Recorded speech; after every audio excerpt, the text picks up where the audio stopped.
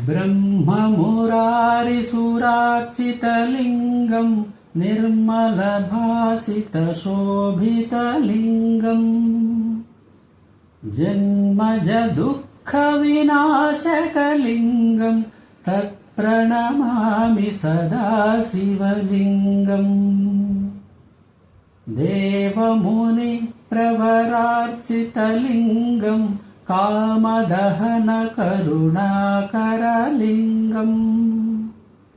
रावणदर्पविनाशकलिङ्गम् तत्प्रणमामि सदा शिवलिङ्गम् सर्वसुगन्धसुलेपितलिङ्गम् बुद्धिविवर्धनकारणलिङ्गम् सिद्धसुरासुरवन्दितलिङ्गम् तत्प्रणमामि सदा शिवलिङ्गम् कनकमहामणिभूषितलिङ्गम् फणिपतिवेष्टितशोभितलिङ्गम् दक्षसुयज्ञविनाशकलिङ्गम् तत्प्रणमामि सदा शिवलिङ्गम् कुङ्कुमचन्दनलेपितलिङ्गम् पङ्कजहारसुशोभितलिङ्गम् सञ्चितपापविनाशकलिङ्गम् तत्प्रणमामि सदा शिवलिङ्गम् देवगणार्चितसेवितलिङ्गम् भावैर्भक्तिभिरेव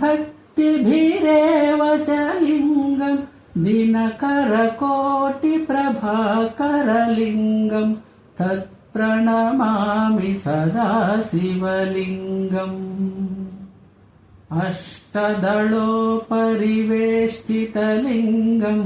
सर्वसमुद्भवकारणलिङ्गम्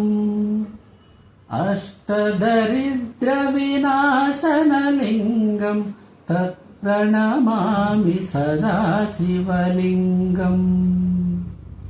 सुरगुरुसुरवरपूजितलिङ्गम् सुरवनपुष्पसदार्चितलिङ्गम्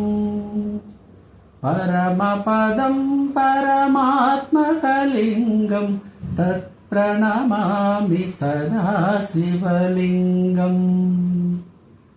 लिङ्गाष्टकमिदम् पुण्यम् यः पठेत् शिवसन्निधौ शिवलोकमहाप्नोति